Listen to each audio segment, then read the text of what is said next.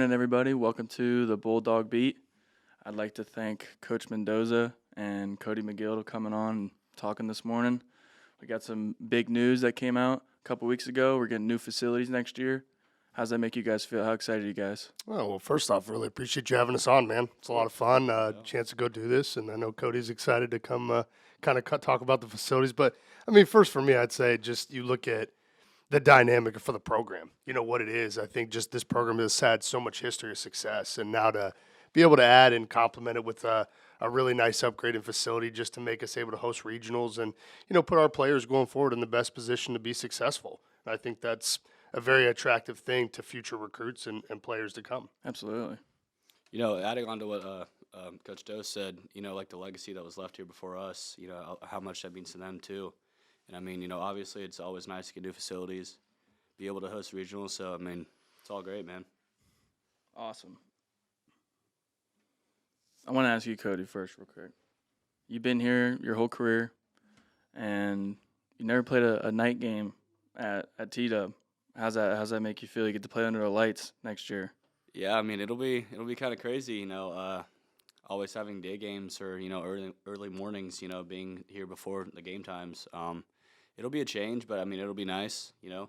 Maybe we might have a little bit more of a crowd in the games, so yeah, that's that'd be it. awesome. You never know. So, Is there a concession coming in? So that's the talk. So I think the best part of it is you look at just the aspect of surely those night games do produce a better camaraderie amongst the town. I think with the support of this program, what they get, you know, already, you know, people get off work at those times we're usually playing, so now they're off. They can bring their kids, and I think it's going to bring a better baseball dynamic to the city of Athens. I do.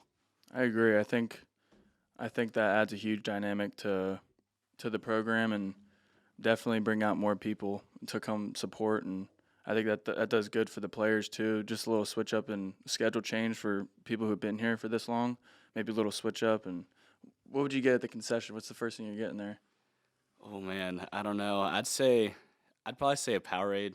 Powerade? Blue Powerade? Blue Powerade, man. Oh, yeah. Go to. I would go hot dog, but that's just me. I'd go the hot dog. But anyways, you said it could potentially help recruiting. How do you think the upgrades would? I wouldn't say sway them here, but do you think that it would bring them a little more excitement to like, oh wow, look at this facility?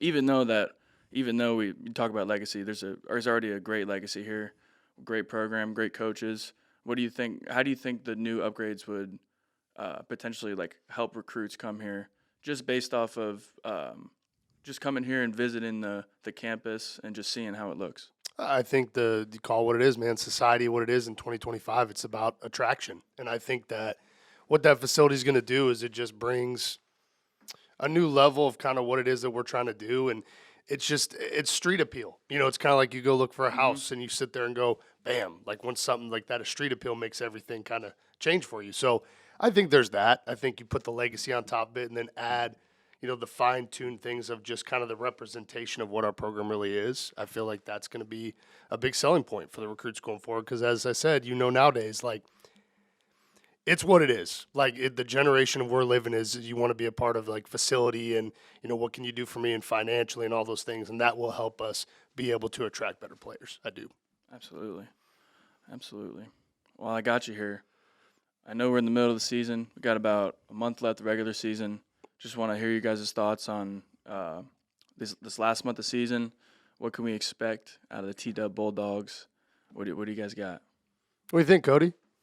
I mean, we hit a little rough patch recently, but, I mean, I think we're going to start to pick it back up. You know, typical T-Dub, we drop, a few games that we shouldn't. But, I mean, this team's really talented. We got great coaches, and I feel like we have the ability to go all the way like we plan to do. Absolutely. I mean, I'd agree, man. I think we've hit a rough patch, and I think that's kind of common amongst, and I'd rather hit it now than hit it early and hit it late. I think it's the best time to do it. I mean, no one wants to say, hey, I want to go through some bad times, but I think this has kind of given us an idea of who we are as people, and I think as a group of people and find out what we can do better to get where we're trying to go, which is to compete for a national title. And I think we have the pieces. I think we have the clientele, and you know, we've had some unfortunate injuries this year so far, and I think that's kind of affected some things. But now, you know, getting Cody back healthy and Boomer and Peyton back healthy, I think that's going to change the dynamic of what we're doing. So I would look to say, tell the T-Dub families that there's a chance we're going to go compete for national title. Oh, yeah, absolutely. Excited to have Cody back. It's going to be awesome. Me too. Yeah. Just a little missing element when Cody's not there, so we're excited to have him back. Well, I want to thank you for your time. I just have one more question that one of my favorite podcasters always asks his guests, and it's just 3 things that you're grateful for. Cody, want to go? I'm going to go, one, I'm grateful for my family. Without them, I wouldn't be able to do what I do every day. I want to say I'm grateful for the, T-Dub family I've met here, whether that's, baseball, professors, coaches. I'm grateful for them too.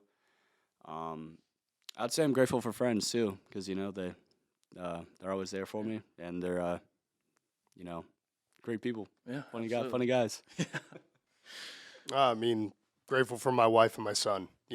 We've moved around a lot, in this job. So they've been uber supportive. That's been a lot of fun. I got a little 2-year-old son running around that you guys have been able to, embrace and have fun with and, play with them. And I think that's huge for me. And then obviously my wife's support. And then for you guys, the players and the coaches on the staff, I think that you guys are my family away from home. I care about you guys. I love you guys. And, that's important to me. And then last thing is God. Obviously I think He's given me every opportunity that I've gotten, and I'm very grateful that he's allowed me to use baseball as my hobby to make a living and not just a job. Absolutely. I love that. I love both your answers. Just want to thank you again. Thank you for making the time today. Cody, you're in this class. Didn't really have a choice when I volunteered you. But thank you again. It was a good time. If you ever want to come back on here, just let me know. Anytime. Appreciate your time, man. Yes, sir. Thank you.